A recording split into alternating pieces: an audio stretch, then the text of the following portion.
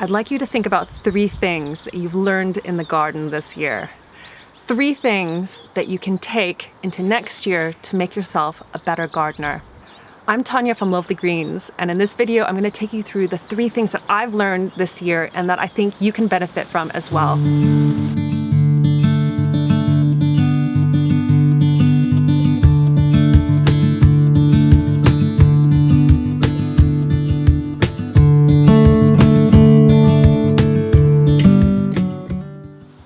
Now, first of all, I want to say a huge thank you to Sean Cameron and also to Mr. Plantgeek, because they both nominated me for this video and actually got me back into making a video for you because it's been a good couple of weeks. I'm going to get to a personal update more towards the end, but I want to jump in to the very first lesson that I've learned in 2019. And this is one, if you've been with me this entire year, you'll understand completely. And it all comes down to 2 words: aminopyralid herbicide. Now, earlier in the year, I tried actually doing a series for you on growing tomatoes from seed, and it failed miserably.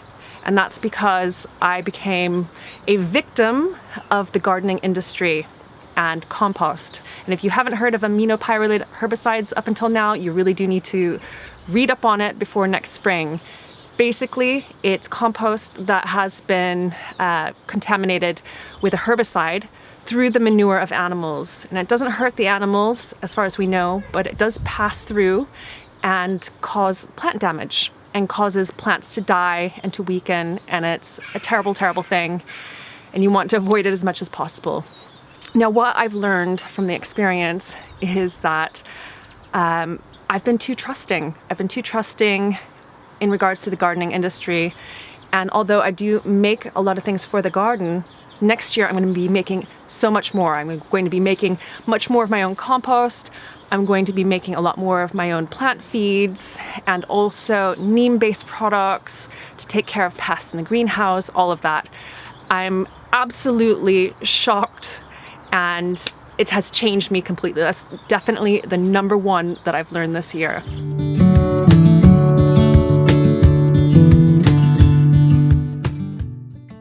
The second thing that I've learned this year is that starting a new garden while maintaining an existing allotment is a challenge.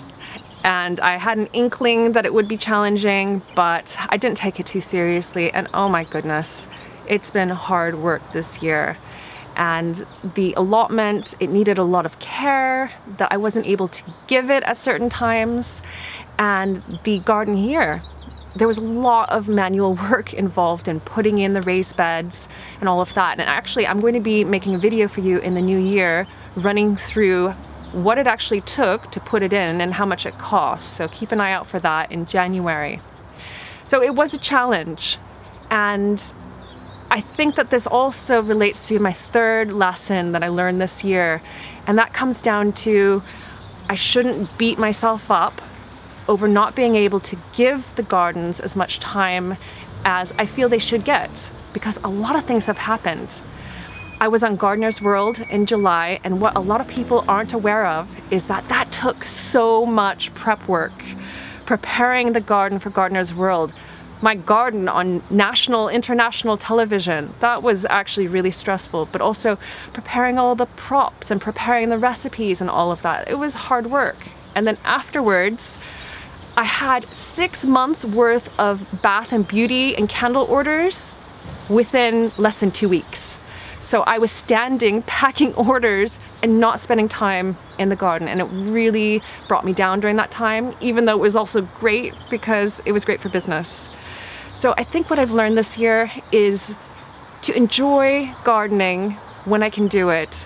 If areas do get a little bit wild and untended, I can always come back and work on them. And after all, Mother Nature knows best and can take care of herself.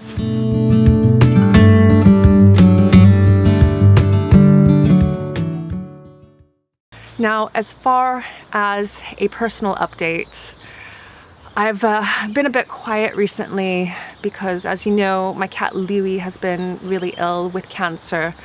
And I let you know through the community tab a almost 2 weeks ago that he had passed away, and it was devastating is the word, and I'm feeling myself kind of catching tears right now, and I thought that I had cried my last bit, but I think I'm gonna be sad for a while.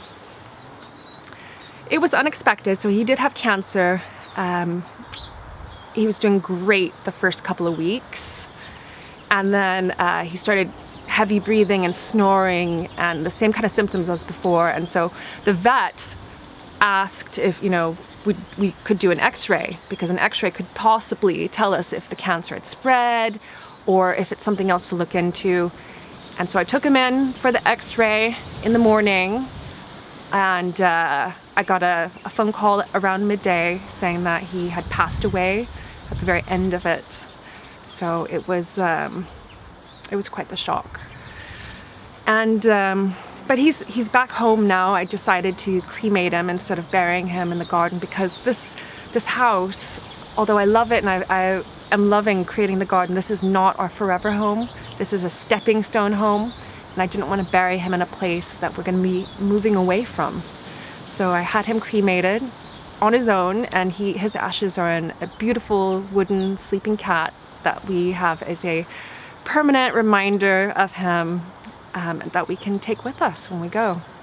It's really hard losing a pet, but I'm feeling better. The first week was really tough, I won't lie.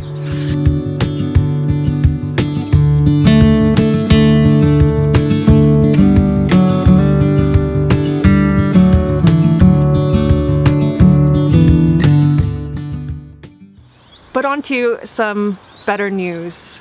Today is the winter solstice, and it is actually one of my favorite days of the year. Not because it's the first day of winter, but because from tomorrow the days start lengthening by about a minute, by a cock's crow is the saying. And so that means that from tomorrow we can look forward to more light in the days, and it's basically, today is the hump day of winter. And so we're going to be cruising into spring, and I'm going to be busy looking through seed catalogs and planning for next year's growing space. So it's a really positive day for me. And in fact, I've just put up on my website some creative ways to celebrate the winter solstice. So if you'd like to check that out, definitely do. I'll put a link up on the screen. Head over there, and there's all kinds of things that you could be doing crafty-wise and experience-wise, and also some delicious food recipes that you could try out today. Thank you so much for watching, and I want you to write down those 3 things that you've learned in this year's garden and put them as a comment down below. I'd love to see what you've learned, and I'm sure that other people will be able to learn from them as well. I'll see you next time, and have a Merry Christmas in between. Happy gardening and happy winter solstice. Bye for now.